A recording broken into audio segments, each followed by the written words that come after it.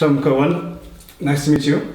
Good. Today we are with Tom Cowan for his fifth feature film.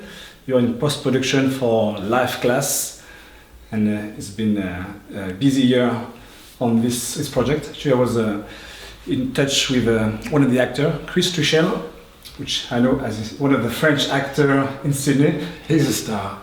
And you're a star because you made a movie also about a French character. Is it a real story or not really? No, it's not a... there's certain historical aspects to it. But, it's set in just after the First World War, and some French did escape from Europe, you know, the destruction of Europe, and came to Australia and other countries after the First World War. The other aspect of it is he's an artist, so French art did influence Australian art very strongly, probably the strongest influence at that time. So I sort of put the two together, the fact that people needed to be mended and after that war and the trauma of it, and the best way to mend is through art. So in a way it's a sort of art therapy. But he's a character who has had his own problems, his own trauma. His studio was blown up in the war, and then he was put to driving an ambulance, and so he saw the worst horrors of the war. And he's trying to heal away from it all. And when he meets a digger in Paris, a digger says, "Come to the promised land, it's the best land in the world." And he ends up in a small country town, and to try and give back something to the town, he decides or offers to hold life class, drawing classes. Free. Free.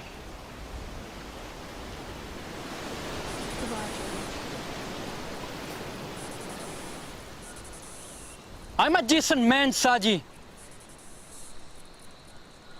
I have employment at the cheese factory. I'm not free. I love you. Because after the First World War, you know, society was somewhat broken, and there was a lot of drunkenness, and the diggers were being gassed and maimed, and they just couldn't get over that trauma, and they turned to drink and other things, and so the women who were trying to hold society together were trying to stamp out alcohol. Like the temperance societies became very powerful. Temperance being, you know, not drink. It's not really about the war, more about the effects of the war on people's psychology. Definitely about, yeah, the psychology and the attempt, the process of healing, perhaps. Yeah. So alcohol for Australia. Some other countries were into heroin. Heroin was number one. Yeah, not so much here. Although it was pretty close to the source. Exactly, but we didn't realise that we were in Asia at that stage. Right. Maybe for the best. In that case. Could be, yes. Anyway, yes, he of course has a lot of trouble getting a model in a small country town, and even for 2 shillings, which is what he was going to pay, the model, to take her clothes off. I mean, basically that's the problem. 2 shillings would be like one day of work at this time? Possibly even more, you know, probably 5 shillings a week for a worker. It was good money. Was reasonable. Well, it wasn't reasonable, but that people were poor. They were very poor. Yeah, so there was a lot of misogyny against women, and there was xenophobia against foreigners. Even though we fought on the same side as the French, he was considered a frog, you know, a foreigner. So it could be worse. It could be female, French and black. Then that would be difficult. Yeah. That's another movie. That's another movie, yeah. Can I please talk to your father? Look, clear off, mate. She's not doing it. I knows all about you, dirty Frenchman. And if you've come round here to try and race off my Sheila, you got another I'm thing not coming, racing mate. off your Sheila, monsieur. I'm Oh, George. boy, I've I'm seen the gentleman. pictures.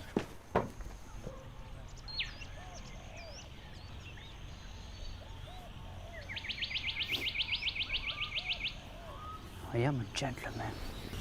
It was shot in was it down the coast in New South Wales. Yeah, it was shot near Bega, in the south coast, in a valley, Bega Valley. It's where they make the cheese. It's beautiful, very, very extraordinarily beautiful Australian bush. What are you doing?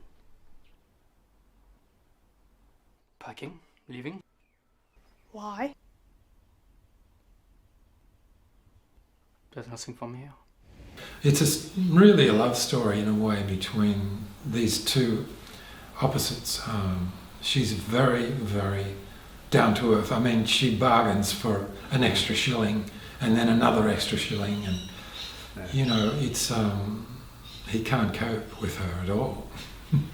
It's an attraction of the opposites.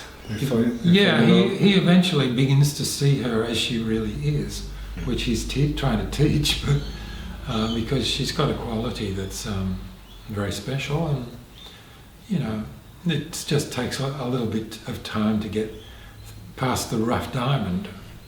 And for her, it's the same. Like, he's completely weird to her at the beginning, and when he begins to explain the principles of art, and she's not stupid.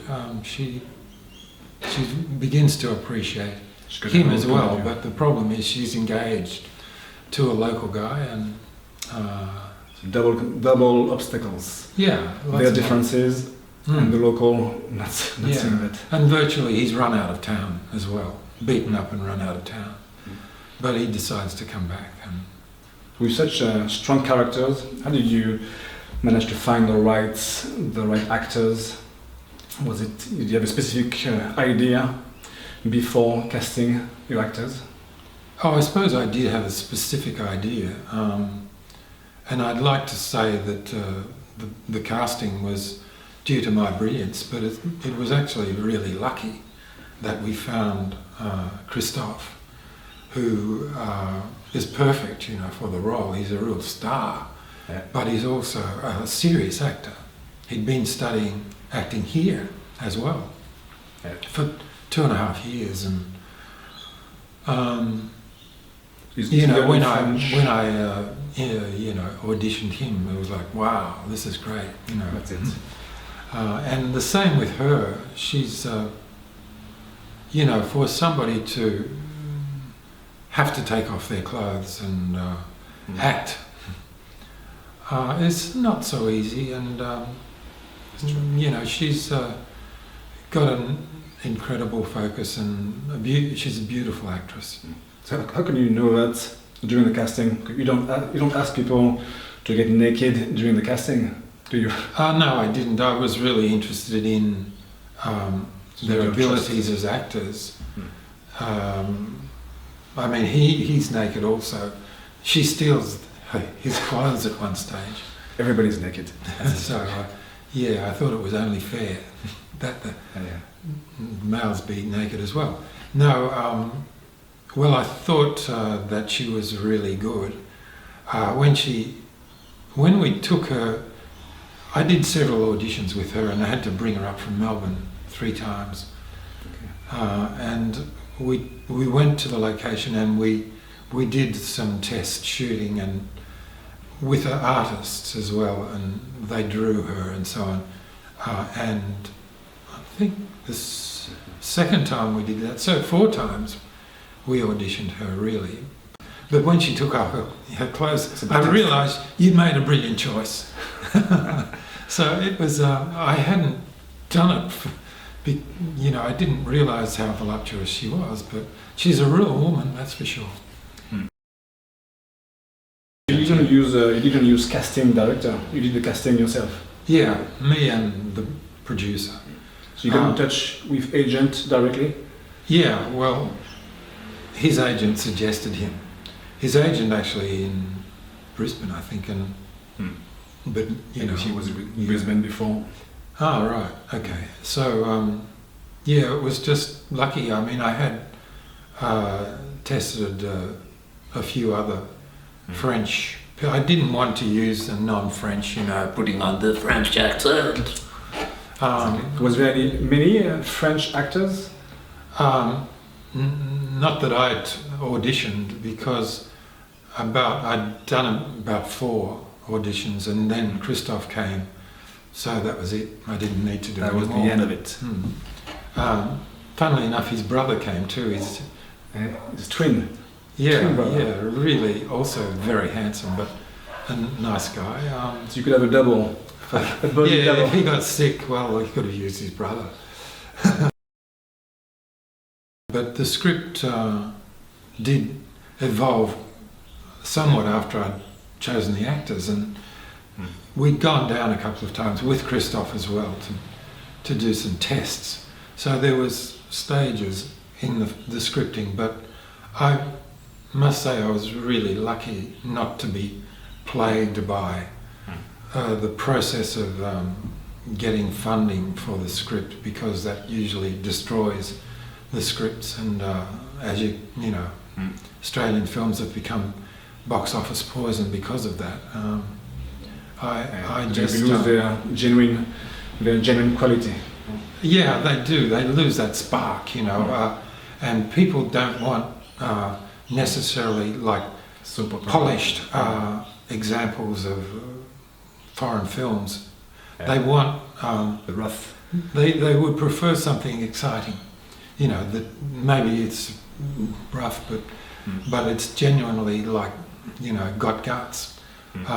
What gets taken out by the script development process is the guts. And I thought, well, I'd make it just with my friends down in Bega, and there's a huge artistic community there.